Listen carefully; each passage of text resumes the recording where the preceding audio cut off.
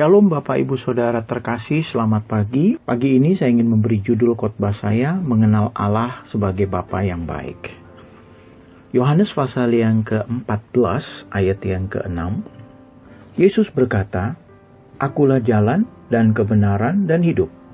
Tidak ada seorang pun yang dapat datang kepada Bapa kalau tidak melalui aku. Yesus membawa kita kepada Bapa. Yesus memperkenalkan Bapa.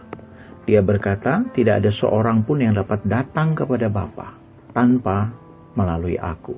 Jadi Yesus ingin kita mengenal Bapa, datang kepada Bapa, punya hubungan dengan Bapa. Yesus juga menyebut sorga adalah rumah Bapa. Kita bukan hanya sekedar masuk sorga, tapi kita kembali ke rumah Bapa kita, karena kita adalah anaknya. Yesus juga mengajarkan mengenai doa Bapa kami. Apa artinya, saudara? Artinya, Yesus ingin kita mengenal dalam doa-doa kita Allah sebagai Bapa. Dalam berdoa, Tuhan tidak ingin kita mengenal Allah sebagai Raja saja, sebagai Tuan yang harus dihormati, yang kita sujud dan kita tidak bisa melihat wajahnya.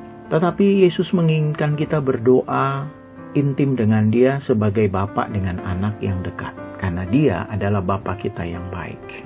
Saudaraku, konsep mengenai Allah sebagai Bapa hanya dikenal dalam kekristenan. Tidak ada agama lain yang mengajarkan Allah sebagai mana kekristenan, yaitu sebagai Bapa yang baik.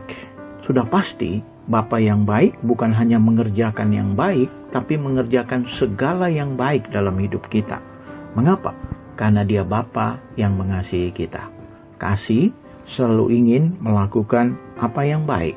Yesus menggambarkan Bapa yang baik di dalam Matius pasal 5 ayat 45.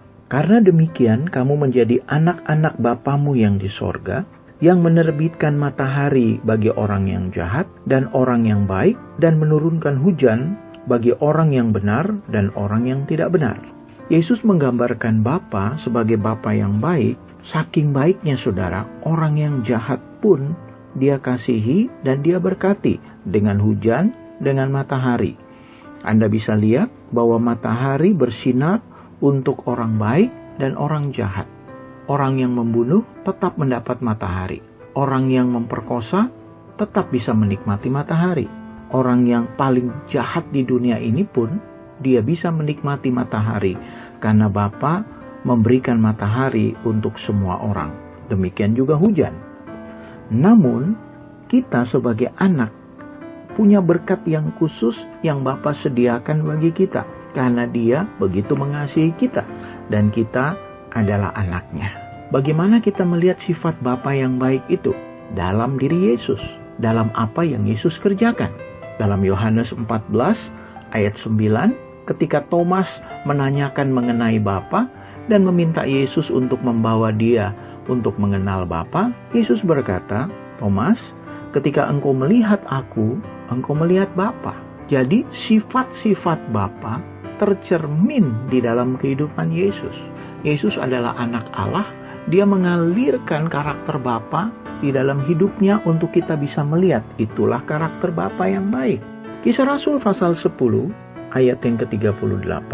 Demikian firman Tuhan, yaitu tentang Yesus dari Nazaret, bagaimana Allah mengurapi Dia dengan Roh Kudus dan kuat kuasa, Dia yang berjalan berkeliling sambil berbuat baik dan menyembuhkan semua orang yang dikuasai iblis, sebab Allah menyertai Dia. Bapak Ibu Saudara, perhatikan kata di sini, Yesus berjalan keliling berbuat baik, bukan berbuat jahat. Dia menunjukkan Bapa yang baik itu.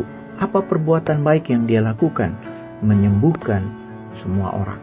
Yesus tidak menukar kesehatan dengan penyakit. Yesus tidak menukar berkat dengan kutuk. Tapi Yesus melakukan sebaliknya. Dia menukar sakit penyakit dengan kesembuhan.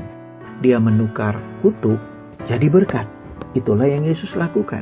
Yesus tidak menukar Tuhan dengan iblis dalam diri seseorang. Tetapi Yesus melepaskan orang yang dikuasai iblis supaya dia menjadi orang yang merdeka dan orang yang bebas. Iblis datang mencuri, membunuh, dan membinasakan. Yesus berkata, aku datang supaya mereka memiliki hidup dan mempunyai dalam segala kelimpahan. Berarti Yesus tidak mencuri dari kita.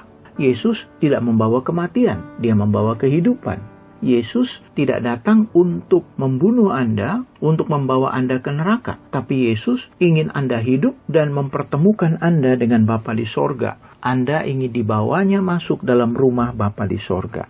Itu sebabnya saudaraku, saya percaya virus corona ini pun memang diciptakan oleh Tuhan, tapi bukan Bapa yang menginginkan virus ini dipakai untuk membunuh banyak orang dalam waktu yang sekejap bisa 1000 orang meninggal dalam satu hari. Bukan Bapa yang melakukan itu.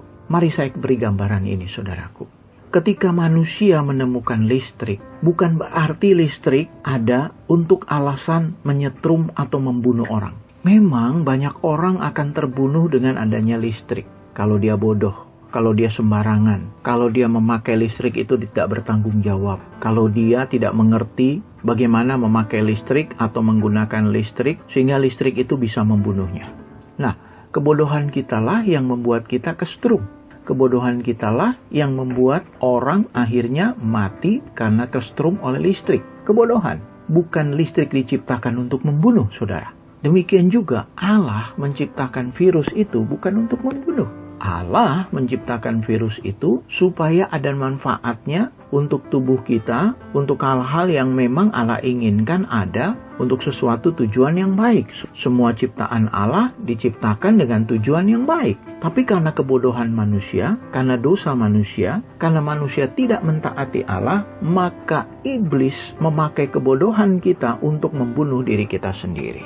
Maka iblis memakai kebodohan kita untuk membunuh kita, untuk membinasakan kita, untuk membuat kita tidak mampu melihat Allah yang baik, untuk membuat kita melihat Allah bukan sebagai Allah yang baik, tapi sebagai Allah yang mengerikan, yang menakutkan, yang membawa penyakit, yang membawa kematian, yang membunuh, yang mencelakakan. Padahal dia bukanlah Bapa seperti itu. Kenali Allah sebagai Bapa yang baik, rancangannya baik bagi kita. Dia melakukan apa yang baik bagi kita. Dia ingin kita mengalami kehidupan yang baik karena dia adalah Bapa yang baik. Mari kita berdoa. Bapa di sorga, biarlah firman-Mu memberkati kami dan berilah kami sebuah keyakinan bahwa Engkau adalah Bapa kami yang baik, yang tidak membawa kehancuran, penderitaan, kutuk, problem-problem dalam hidup kami. Tapi Engkau memakai semua hal itu untuk membentuk hidup kami, untuk kami lebih mengenal Engkau, dan Engkau ingin menyatakan kebaikan dalam hidup kami. Kalau kami sakit hari ini, Engkau ingin mendatangkan kesembuhan bagi kami.